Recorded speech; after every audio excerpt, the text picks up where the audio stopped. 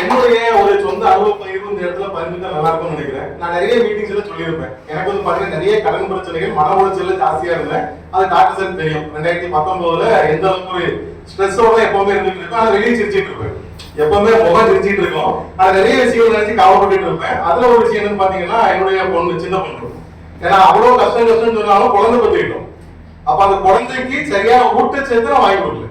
அது தாய்க்கும் கொடுக்கல, பிள்ளைக்கும் கொடுக்கல. நான் சரியா கவனிக்காததுனால அந்த பிள்ளை வந்து பாத்தீங்கன்னா சைனஸ் பிரச்சனை மாட்டாங்க.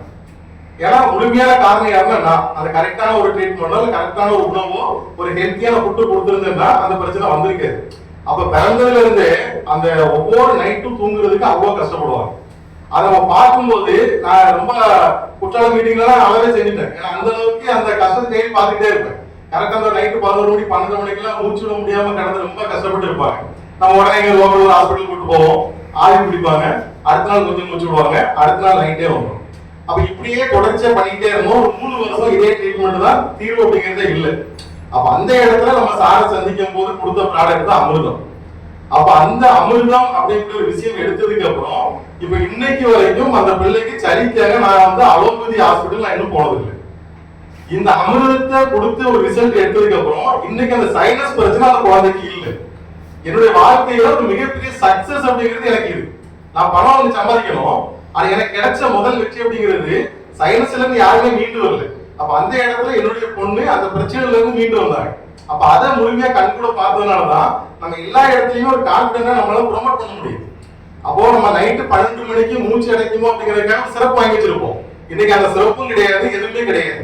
ஆனா குழந்தைக்கு சளி பிடிக்குது. இப்ப கூட 3 நாளைக்கு முன்னால ஐஸ்கிரீம் நிறைய சாப்பிட்டாங்க, கூல் ட்ரிங்க்ஸ் நிறைய குடிச்சாங்க, சளி பிடிச்சிருக்கு.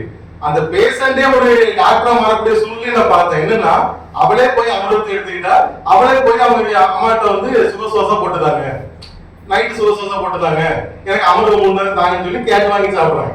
அப்போ ஒரு பேஷண்டும் டாக்டரா மாற முடியும்னா நம்ம ஜெயிக்க போறவங்க மட்டும்தான் சாத்தியம். அதுல எந்த விதமான மாற்றத்தும் கிடையாது.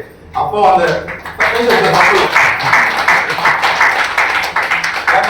அமிர்தம் அப்படிங்கிறத நான் என்ன பண்ணேன்னா, எனக்கு என்ன வேலை இருந்தாலும் அந்த குழந்தை விருப்பப்பட்டு சாப்பிட மாட்டாங்க. ஏதாவது ஒரு கதையை சொல்லி எதையாவது ஒண்ணு வாங்கி தரேன்னு சொல்லி ஏமாத்தி 1 இயர் தொடர்ந்து கொடுத்தேன். 1 இயர்ல ஏதாவது ஒரு நேரம் அந்த பிள்ளைக்கு நான் அமிர்தம் கொடுத்துருப்பேன். இங்க வீட்டால கொடுக்க முடியாது. ஆனா நான் ஏதோ ஒரு கதையை சொல்லி 1 வருஷம் தொடர்ச்சியா கொடுத்தேன். நான் இங்க இல்லைன்னு சொன்னா கூட போன்ல பேசி அந்த பிள்ளைய அமிர்தத்தை சாப்பிட வச்சுட்டு தான் நான் சொல்லுவேன். காரணம் என்னன்னா என் நான் தான் அந்த நோய்க்கு காரணம். அப்ப அது ஏதாவது குணப்படுத்திடணும். அது ஒரு முழுமையான திருப்தி அப்படிங்கிறது எனக்கு 2021 கிடைச்சது. இப்போ ஒரு 4-5 வருஷமா எந்த ஒரு பிரச்சனையும் நம்ம சீரியஸ் சிவியர் அப்படிங்கிறது கிடையாது.